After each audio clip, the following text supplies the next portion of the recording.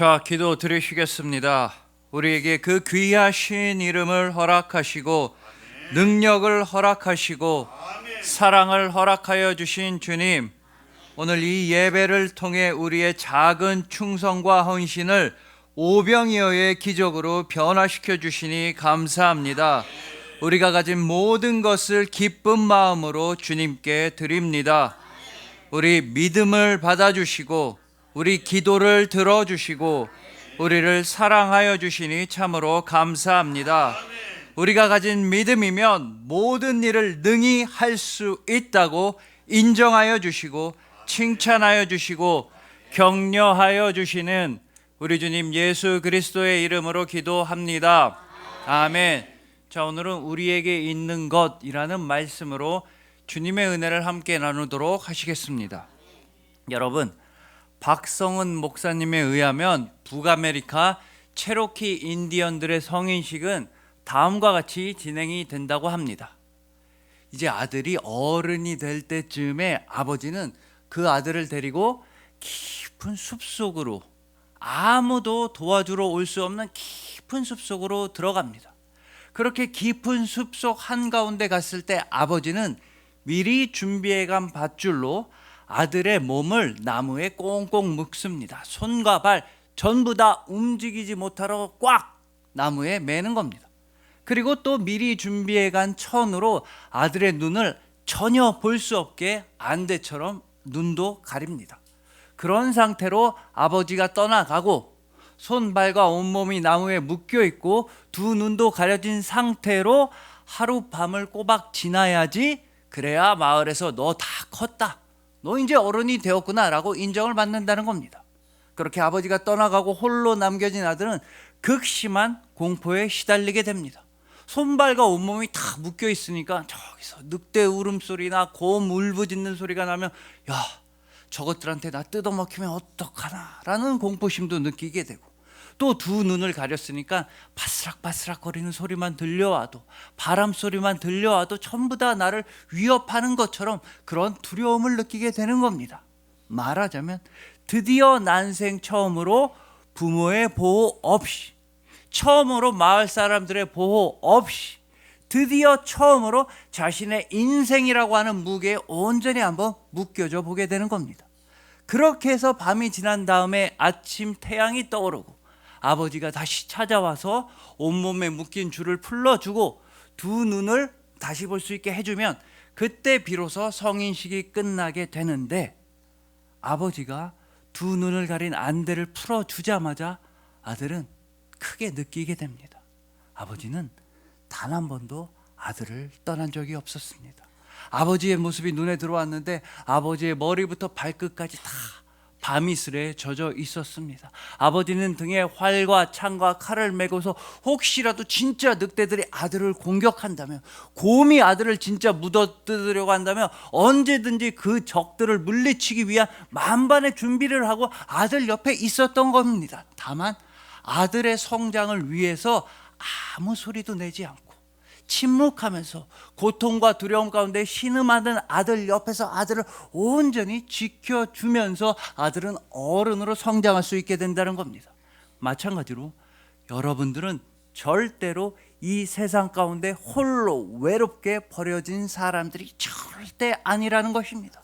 비록 살다 보면은 두 손과 두 발이 다 묶인 것처럼 무기력할 때도 있고 답답할 때도 있으시겠지만, 또한 두 눈이 가려진 것처럼 앞이 보이지 않는 절망이 찾아오는 것처럼 느껴질 때도 있겠지만, 하나님의 음성이 들려오지 않는 것처럼 가슴이 아픈 순간도 있겠지만, 그렇지만 절대로 여러분들은 외롭게 세상 가운데 버려진 사람들이 아니라는 것입니다. 바로 하나님 아버지께서 불꽃 같은 눈동자로 여러분들을 항상 지켜주고 계십니다. 여러분의 아버지는 단 1초도 쉬지도 졸지도 주무시지도 아니하시고 여러분만 사랑의 눈길로 바라보고 계시며 항상 구름기둥과 불기둥으로 여러분들을 지켜주시고 보호하여 주시는 것입니다. 오죽하면요, 하나님 아버지께서는 여러분들을 꽁꽁 묶고 있었던 그 죄악과 고난과 문제와 질병과 죽음의 사슬로부터 여러분들을 완전히 자유롭게 풀어주시기 위하여서 하나님 아버지는 사랑하는 아들 예수님을 여러분 대신에 나무에 꽁꽁 묶으셨던 것입니다. 예수님께서 바로 그 나무 십자가에서 징계를 당하심으로써 여러분들은 평화를 누리고, 그가 채찍에 맞음으로써 여러분들은 나음을 입었고, 예수님께서 십자가에서 죽으시고 죽음에서 부활하심으로써 여러분들은 영원한 치유와 구원과 회복을 받게 되었던 것입니다. 그렇기 때문에 여러분들에게 있는 모든 것은 다 예수 그리스도의 은혜입니다. 우리가 살아 숨쉬고 있는 1분 1초 이 시간 모두 다 예수님의 은혜이며, 우리가 받은 구원도 예수님의 은혜이며, 여러분들에게 주어진 육체적 건강 또한 예수님의 은혜이며, 여러분들에게 주어진 재정적 여유 또한 예수님의 은혜이며, 여러분의 삶 전체가 바로 예수님의 은혜이자 복이자 감사기도 제목인 것입니다. 바로 오늘 본문에서도 그 예수님께서는 정말 아픈 수많은 사람들을 고쳐주셨고, 배고프고 목말라 하던 수많은 사람들에게 떡과 물고기를 배부르게 먹여주셨습니다. 근데 정말로 중요한 사실은 그들이 고쳐달라고 간구하기 이전에 예수님은 그들을 고쳐주셨으며, 그들이 먹을 것을 달라고 부탁하기 이전에 예수님께서는 그들에게 풍성한 음식을 베풀어 주셨다는 것입니다. 즉 예수님은요, 여러분들이 부르기도 전에 들으시며 여러분들이 간구하기 이전에 응답하시는 임마누엘 하나님, 절대로 여러분을 버리지 아니하시고 영원토록 여러분과 동행하여 주시는 구원의 하나님이시라는 뜻입니다. 그래서 오늘은 오늘 본문 말씀을 통해서 우리에게 있는 모든 것을 전부 다, 즉 우리에게 있는 충성과 헌신과 노력 전부 다, 또한 동시에 우리에게 있는 질병과 아픔과 슬픔 전부 다, 또한 우리에게 있는 진실과 진심과 마음과 사랑 전부 다 우리 주님 예수님께 올려드리는 우리 모두가 되기를 소망해 봅니다. 예수님께서 직접 여러분 한 사람 한 사람의 이름을 아시고, 여러분들의 아픔과 과거와 슬픔을 아시고, 여러분들을 불쌍히 여기셔서 영원한 천국 양식이 직접 되어주신 여러분들을 주님의 이름으로 축복합니다.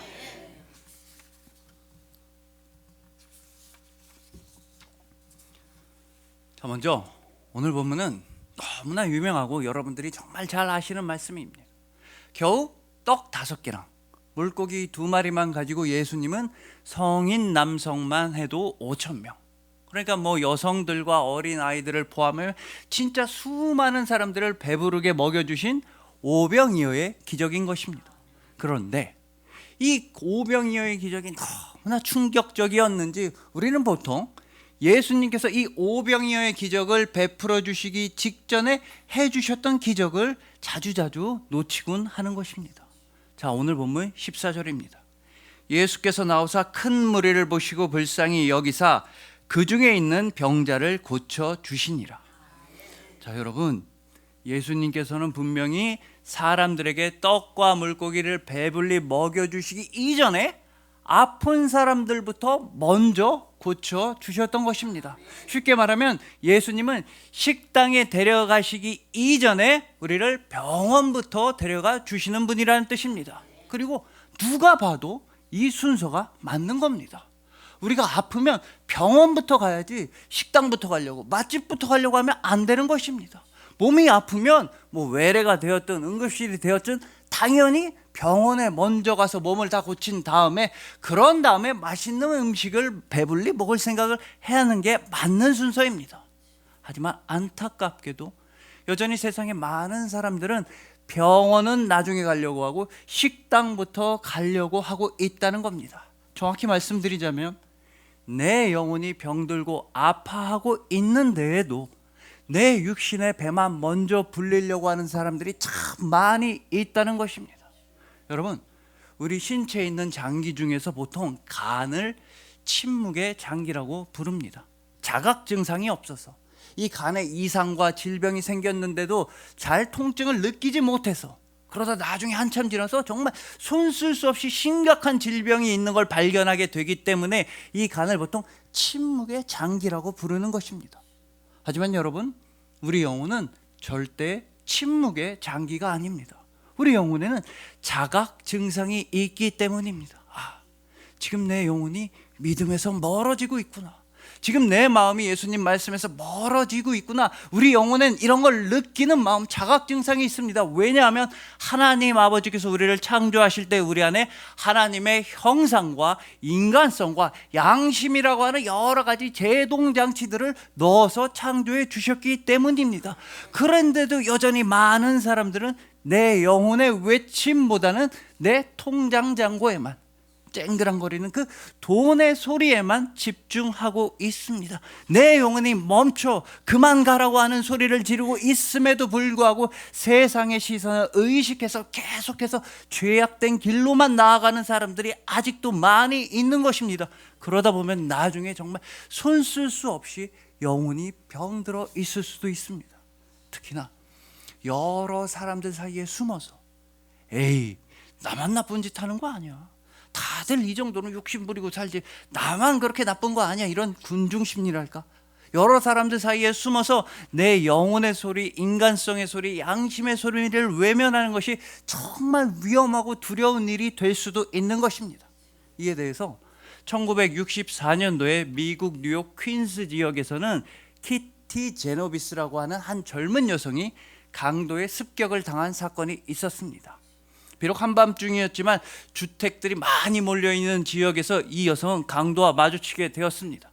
그 강도로부터 최초의 일격을 당했을 때부터, 즉 강도가 처음으로 칼로 찔렀을 때부터 이 여성은 살려달라고 필사적으로 소리를 질렀다고 합니다. 무려 30분 동안이나 사람들 살려주세요, 강도가 저를 위협하고 있어요, 크게 소리를 질렀지만 아무도 나와보질 않았습니다. 결국 이 젊은 여성은 계속되는 강도의 공격 끝에 무참하게 살해되게 되었습니다. 이 소식을 신문 기사로 접한 뉴욕 대학교 존 달리 교수와 콜롬비아 대학교의 빕 라테인 교수는 한 가지 의문점을 가지게 됩니다. 아니, 사람이 없는 한적한 장소도 아니고 분명히 사람이 많이 사는 주택가인데 그렇게 도와달라고 오랜 시간 소리를 질렀는데 왜 아무도 나와보질 않았는가 라는 의문점이 생기면서 그들은 함께 한 가지 가설을 세워봤습니다. 혹시 도와달라는 요청을 들은 사람이 많았다는 것이, 수많은 사람들이 구조 요청을 들었다는 점이 오히려 그 사람들로 하여금 가만히 있게 한 것은 아닐까. 나 말고도 다른 사람이 도와주겠지, 나만 저 소리 들은 거 아니니까 누군가는 나서겠지, 이러면서 그 여성의 죽음을 외면한 건 아닐까라는 가설을 세웠습니다. 그리고 그 가설을 입증하기 위해 이런 실험을 계획하고 실행했습니다. 실험 참가자들을 많이 모은 다음에 A그룹, B그룹, C그룹으로 나눴습니다. 그리고 A그룹은 2명이 한 조가 되게 하고, B그룹은 4명이 한 조가 되게 하고, C그룹은 7명이 한 조가 되게 했습니다. 그리고 각 조들을 각 방에 집어넣고 설문조사 같은 걸 하게 했습니다. 그러다가 각 조당 한 명이 갑자기 아이고 아파, 이렇게 아픈 척을 했습니다. 근데 그냥 뭐 배 아파 이 정도가 아니라 떼굴떼굴 땅바닥에 구르면서 아우 맹장이 터진 것 같아요, 제발 도와주세요, 살려주세요, 정말 아픈 척 연기를 하고 제발 간절하게 도와달라고 했습니다. 그랬더니 2명이 한 조일 때에는, 즉 도와달라는 요청을 나 혼자 들었을 때에는 그 아파하는 사람을 즉각적으로 도와주려고 했던 사람의 비율이 무려 85%나 되었다는 겁니다. 자기가 뭐 응급처치를 하려고 하든 방문을 열고 나가서 여기 사람 쓰러졌어요 소리 지르든 얼른 도와주려고 하는 사람들이 85%나 되었습니다. 하지만 4명이 한 조만 되어도, 즉 도와달라는 요청을 들은 사람이 3명만 되어도 즉각 도와주려고 하는 사람의 비율은 62%까지 떨어지게 됩니다. 7명이 앉아있을 때는 겨우 31%의 사람들만 도와주려고 했다는 것입니다. 실험이 다 끝난 다음에 도움을 주지 않은 사람들한테 물어봤습니다. 왜 안 도와줬냐고. 그랬더니 그 사람들은 뭐 나만 도와줘야 되는 건 아니잖아요, 내 옆에 다른 사람들 많았는데 그 사람들이 도와줬잖아요, 나 아니어도 되잖아요 라고 대답을 했다는 겁니다. 이런 현상을 가리켜서 우리는 방관자 효과라고도 부르는 것입니다. 다른 사람들 사이에 숨어서 내가 아니어도 되지, 꼭 내가 도와줘야 되는 건 아니잖아 이러면서 내 영혼의 소리, 내 양심의 소리, 내 인간성의 소리를 무시하다가 사람이 죽어가는데도 그냥 못 본 척하게 되는 것입니다. 그러나 우리 주님 예수님은 절대로 방관자가 아니셨습니다. 방관자들과는 정반대로 행동을 하셨으니 다시 한번 오늘 본문 13절을 보시겠습니다. 예수께서 나오사 큰 무리를 보시고 불쌍히 여기사 그 중에 있는 병자를 고쳐 주시니라. 자, 여러분, 예수님께서는 홀로 수많은 사람들을 불쌍히 여기셨다고 합니다. 그런데 이게 정말로 특이한 것이, 우리는 보통 수많은 잘 모르는 사람들을 불쌍히 여기는 게 아니라 나랑 친한 사람들만 불쌍히 여기고 내가 잘 아는 사람들만 불쌍히 여깁니다. 또한 더 나아가서 수많은 사람들이 한 사람을 불쌍히 여기는 경우는 있어도 나 개인 혼자서 수많은 사람들을 불쌍히 여기는 경우는 거의 없는 것입니다.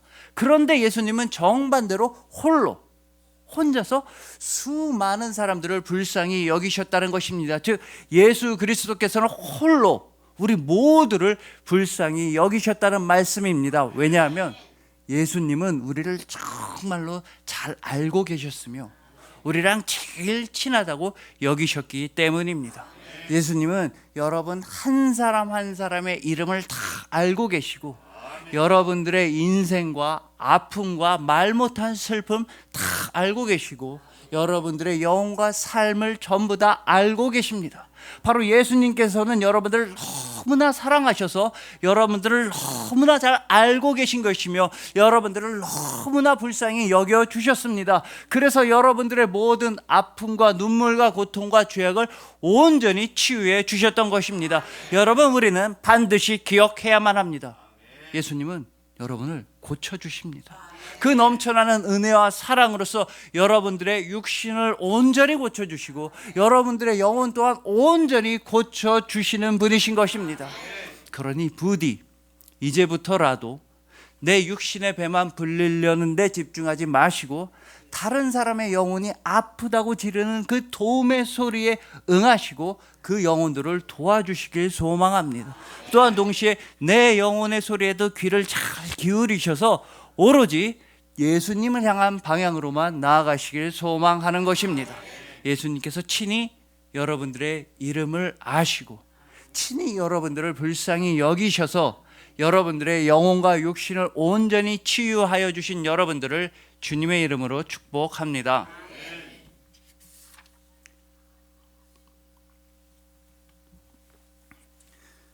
자, 다음으로 오늘 본문의 상황은 이렇게 벌어졌습니다.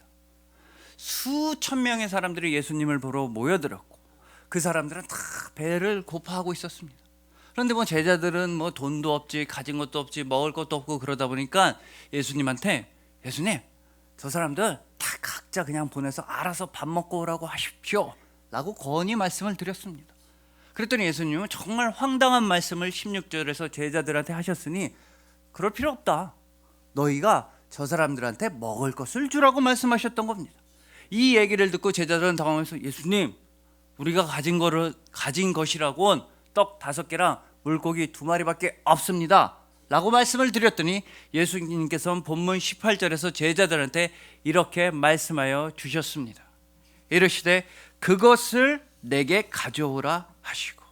여러분, 예수님은 제자들한테 그것을, 제자들한테 있다고 하는 그 떡 5개랑 물고기 2마리, 그것들을 가져오라고 하셨습니다. 그리고 그것들을 받아서 수천 명을 먹이시는 오병이어의 기적을 베풀어 주셨던 것입니다. 여기서 중요한 건 예수님은 제자들한테 떡 5,000개를 가져오라, 물고기 2,000마리를 가져오라고 말씀하신 게 절대 아니라는 것입니다. 야, 떡 5개랑 물고기 2마리 그거 누구 코에 붙이냐? 지금 사람들 봐라. 빨리 사람들을 쥐어짜서 더 많은 돈을 긁어 모아 와라 말씀하신 게 절대 아니었습니다.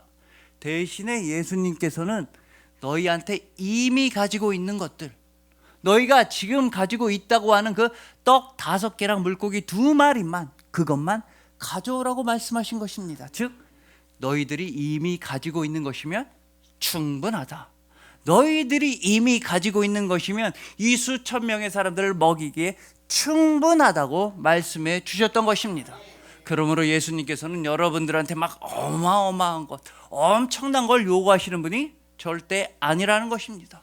여러분들한테 뭐 떡 5천 개를 가져오라고 하지도 않으시며 지금 당장 직장 관두고 집안에서 나와서 교회에서 봉사만 해라 라고 말씀하시는 분 아니시며 헌금 당장에 10만 원 해라 안 그러면 혼난다 라고 말씀하시는 분이 절대로 아니시라는 것입니다. 반대로 예수님께서 여러분에게 원하시는 건 여러분들이 이미 가지고 있는 것들, 여러분한테 이미 있는 것들 뿐입니다. 마치 제자들이 이미 가지고 있었던 떡 5개랑 물고기 2마리를 가져오라고 하신 것처럼 여러분들도 내가 할 수 있는 충성을 다하면 되는 것이고, 내가 할 수 있는 헌신을 다하면 되는 것이고, 내가 드릴 수 있는 마음만 드리면 충분한 것입니다. 여러분, 예수님께서는 가장 가난한 과부가 드렸던 가장 적은 헌금, 그 동전 헌금을 가장 크게 칭찬하신 분이라는 걸 기억하셔야 하는 것입니다. 더욱 중요하게는 정말로 보잘것없어 보이는 떡 5개와 물고기 2마리라 할지라도, 즉 정말로 없어 보이는 우리의 적은 헌신과 충성이라 할지라도, 부족한 마음이라 할지라도 그것을 예수님께 드리면 예수님께서는 그것을 받으셔서 5천 명도 넘는 사람들을 배부르게 먹이게 해주신다는 것입니다. 즉 여러분들 한 사람 한 사람을 통해서 예수님은 정말로 크고 놀라운 일을, 수천 명의 영혼을 살리는 아름다운 일을 직접 베풀어 주십니다. 이것이 바로 우리가 신앙생활을 하면서 30배, 60배, 100배의 열매를 거둘 수 있는 비결입니다. 자, 이처럼 예수님께서는 분명히 여러분이 이미 가지고 있는 것을 가지고서 여러분들에게 이미 있는 것을 통해서 수천 명을 먹이는 크고 놀라운 일을 베풀어 주십니다. 이 말을 반대로 해보자면, 어쩌면 더 정확히 해보자면, 여러분들한테는 이미 수천 명을 먹일 수 있는 능력이 있다. 여러분의 믿음이면 이미 모든 일을 할 수 있는 능력이 이미 있다고 예수님은 여러분들에게 말씀하여 주신다는 것입니다. 그 증거로서 오늘 본문에서 예수님은 이렇게 말씀하셨습니다. 제자들이 예수님, 이 수천 명의 사람들 다 각자 알아서 보내서 각자 밥 먹고 오라고 하십시오 라고 건의 말씀을 드리자 예수님께서는 너무나 의미심장하게도 본문 16절에서 제자들한테 이렇게 말씀하셨습니다. 예수께서 이르시되 갈 것 없다. 너희가 먹을 것을 주라. 즉 예수님께서는 제자들한테 너희가 먹을 것을 주라고 말씀하셨습니다. 근데 생각해 보십시오. 제자들이 가진 것이라곤 떡 5개랑 물고기 2마리밖에 없었습니다. 그런데도 예수님은 너희가 수천 명의 사람들, 배고픈 저 많은 사람들한테 너희가 먹을 것을 주라고 말씀하시는 것입니다. 이 말씀은 바로 제자들아, 너희들은 아직은 잘 모르고 있는 것 같은데 너희들에게는 이미 수천 명을 먹일 수 있는 오병이어의 기적을 일으킬 수 있는 능력이 너희에게 이미 있다. 너희에게 진짜 믿음만 있다면, 겨자씨 하나만한 믿음만 있다면 너희는 모든 일을 할 수 있고 오병이어의 기적을 일으킬 수 있는 능력이 이미 너희들에게 있다고 선포하여 주신 귀중한 말씀인 것입니다. 그리고 예수님의 이 말씀은 얼마 지나지 않아서 정말로 이루어졌습니다. 너희가 먹을 것을 주어라. 수천 명의 굶주린 사람들에게 너희가 먹을 것을 주라는 예수님의 이 말씀은 얼마 지나지 않아서 현실로 이루어졌던 것입니다. 바로 사도행전 2장과 4장을 보시면 성령으로 충만했던 제자 베드로 한 사람, 겨우 한 사람을 통해서 딱 하루에 전도한 사람이 3천 명, 5천 명이나 되었기 때문입니다. 말하자면 베드로 한 사람을 통해서 영혼의 오병이어의 기적, 믿음의 오병이어의 기적이 실제로 일어나게 되었다는 것입니다. 너희가 먹을 것을 주어라. 저 수천 명의 사람들에게 너는 먹을 것을 줄 수 있는 능력이 있다는 예수님의 그 말씀은 베드로를 통해서 실제로 이루어지게 되었습니다. 베드로는 수천 명의 사람들을 먹일 수 있는 영혼의 양식을 줄 수 있고 믿음의 양식을 줄 수 있는 능력을 가지게 되었던 것입니다. 그러므로 우리에게 있는 것은 떡 5개랑 물고기 2마리, 또는 내 나이가 몇 살이냐, 또는 내 돈이 얼마가 있느냐, 또는 내 직업이 무엇이냐, 이런 건 전혀 중요하지 않다는 것입니다. 또한 우리에게 있는 것은 나는 안 돼, 나는 할 수 없어, 이런 포기와 좌절과 두려움이 아닙니다. 반대로 여러분들에게 있는 것은 사도행전의 베드로처럼 성령 하나님의 충만하심과 임재하심과 능력 주심과 전도하게 하심이 여러분에게 있는 것입니다. 여러분들에게는 예수 그리스도의 십자가 부활이 있습니다. 여러분들에겐 나사렛 예수 그리스도의 이름이 있는 것입니다. 이렇게 예수님의 이름을 부르도록 허락받음으로써 세상 모든 것을 다 가지게 되신 여러분들에게 오늘 예수님은 말씀하십니다. 너희가 먹을 것을 주어라. 저 굶주린 수천 명의 사람들 불쌍히 여겨서 너희가 먹을 것을 주어라. 그래서 진짜 그 말씀 그대로 여러분들은 누구를 만나든지 어디를 가든지 여러분들은 진짜로 먹을 것을 주고 있습니다. 바로 영원한 먹을 것, 진짜 먹을 것, 바로 하늘의 양식이신 예수 그리스도를 아름답게 전해주는 것입니다. 나사렛 예수 그리스도의 이름으로 일어나 걸으라. 나사렛 예수 그리스도의 이름으로 건강할지어다. 나사렛 예수 그리스도의 이름으로 이미 승리하였다고 여러분들은 주변 모든 사람들에게 너무나 아름다운 먹을 것을 이미 주고 있는 귀한 분들이라는 것입니다. 그러니 부디 내가 가지고 있는 것이 부족하고 가난하고 보잘것 없다고 절대로 포기하지 마시길 소망합니다. 여러분들이 이미 가지고 있는 그것을 여러분들의 모습 그대로 예수님께로만 나아가면 예수님께서 친히 수천 명을 먹여주시는 크고 놀라운 일을 여러분을 통해서 베풀어 주심을 믿으시길 소망하는 것입니다. 예수님께서 친히 너희들의 믿음이면 훌륭하다, 너희들의 마음이면 충분하다, 이미 너희가 가진 믿음이면 능히 모든 일을 할 수 있는 능력이 있다고 예수님께서 친히 여러분들의 믿음을 인정하여 주시고 칭찬하여 주시고 격려하여 주시는 여러분들을 주님의 이름으로 축복합니다.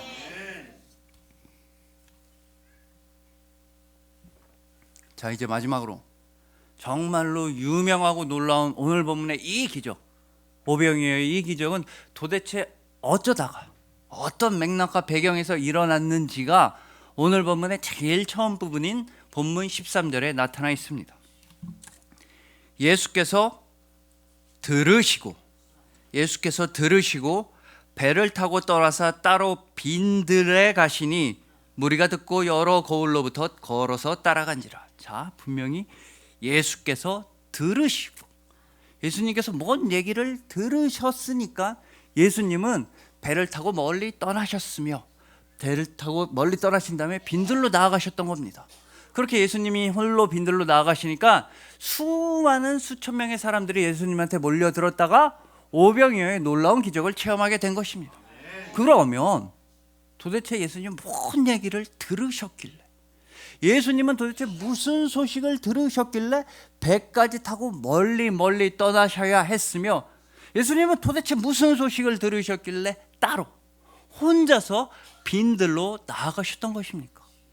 예수님께서 들으셨다고 하는 그 소식은 오늘 보면 바로 앞인 마태복음 14장 1절에서부터 12절에 나타나 있습니다. 바로 악한 왕, 분봉왕 헤롯 왕이 세례 요한을 죽인 사건입니다. 이 소식을 들으시고 예수님은 배를 타고 멀리 빈들을 찾아가셨던 것입니다. 그러면 여러분, 예수님께서 야, 이거 무섭다, 분봉왕 헤롯 되게 무섭다, 세례 요한도 죽였으니까 나도 죽일 수도 있겠다, 무섭다, 주랭랑치자, 도망치자 이러면서 빈들로 가셨겠습니까? 절대 아닙니다. 여러분, 세례 요한은 광야에서 외치는 자의 소리였습니다. 빈들에서 예수님 오실 길을 예비하는 사람이었습니다. 근데 그런 세례 요한이 죽임을 당하게 되면서 어떤 일이 벌어졌습니까? 광야는 정말로 광야, 황량한 광야, 예수님께서 오신다는 그 외치는 자의 소리가 없는 황량한 광야가 되어버린 것입니다. 세례 요한이 죽으니까 빈들은 정말로 텅 비어버린들 예수님께서 오실 길을 예비하는 자가 없는 황량한 빈들이 되었던 것입니다. 그렇게 황량하고 허망해진 그 빈들에 예수님께서는 직접 나아가셨던 것입니다. 회개하라는 외침이 사라진 그 빈들로, 천국 복음을 전파하는 소리가 없는 그 빈들로, 세례 요한이 죽게 되자 예수님 오실 길을 예비하는 사람이 아무도 없게 된 그 빈들로 예수님은 몸소 나아가셨습니다. 바로 천국 그 자체이시며 복음 그 자체이시며 사랑 그 자체이신 예수님께서 몸소 빈들을 꽉 채워주시고 그리고 오병이어의 놀라운 기적을 베풀어 주셨던 것입니다. 여러분 기억하십시오.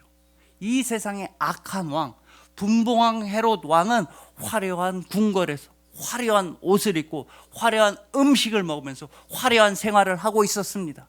하지만 반대로 만왕의 왕이신 예수님께서는 제일 화려한 궁궐 중에 궁궐, 바로 하늘나라 궁궐을 몸소 떠나셔서 이 땅으로 오셨으며 이 땅 중에서도 빈들로 나아가셨던 것입니다. 이 세상의 악한 왕 헤롯 왕은 올바른 소리를 하는 의로운 사람 세례 요한을 죽였지만 만왕의 왕이신 예수님께서는 가장 의로우신 분께서 가장 외로우신 곳에서 스스로 생명을 내어주셨던 것입니다. 바로 십자가에서 예수님은 당신의 생명을 전부 다 내어주셨습니다. 왜냐하면 예수님은 여러분 한 사람 한 사람의 이름을 아시고 여러분 한 사람 한 사람의 인생을 아시고 여러분 모두의 아픔과 눈물을 아셔서 여러분들을 불쌍히 여기셔서 여러분들의 영혼과 육신을 온전히 치유하시고 구원하시기 위해서 당신의 생명을 십자가 위에서 내어주셨던 것입니다. 바로 빈들의 마른 풀같이 시들어가던 우리 영혼에 성령의 단비를 내려주시기 위해서 생명의 단비를 내려주시기 위해서 오병이어의 기적을 베풀어 주시기 위해서 바로 십자가 그 보혈의 단비를 내려주시기 위해서 예수님께서는 직접 몸소 빈들로 나아가셨던 것입니다. 예수님께서 빈들로 나아가셨던 그 결과 우리에게 있는 것은 구원과 천국과 평안이 되었습니다. 또한 우리에게 없는 것은 두려워하는 마음과 절망과 죄악과 죽음이 없게 되었습니다. 바로 예수 그리스도께서 당신의 모든 것을 당신에게 있는 모든 은혜와 모든 능력을 여러분들에게 남김없이 쏟아 부어 주셨기 때문입니다. 예수님께서는 보혈의 단비로 여러분에게 영원한 생명을 주실 만큼 여러분들을 사랑하시는 분이신 것입니다. 그리하여 예수님께서 여러분들의 이름도 아시고 여러분들의 아픔과 슬픔 다 아셔서 여러분들을 불쌍히 여기셔서 영혼과 육신을 온전히 치유하여 주신 여러분들, 예수님께서 친히 여러분들의 믿음을 인정해 주시고 너희가 먹을 것을 주어라. 아파하고 슬퍼하고 죽어가는 수천 명의 영혼들에게 여러분들이 직접 천국 양식을 줄 수 있다고 예수님이 인정하여 주시고 격려하여 주시고 칭찬하여 주시는 여러분들, 예수님께서 직접 빈들로 오셔서 빈들의 마른 풀같이 시들어가던 우리 영혼에 그 보혈의 단비로서 영원한 생명을 베풀어 주신 여러분들을 진심으로 사랑하고 축복합니다. 기도드리시겠습니다.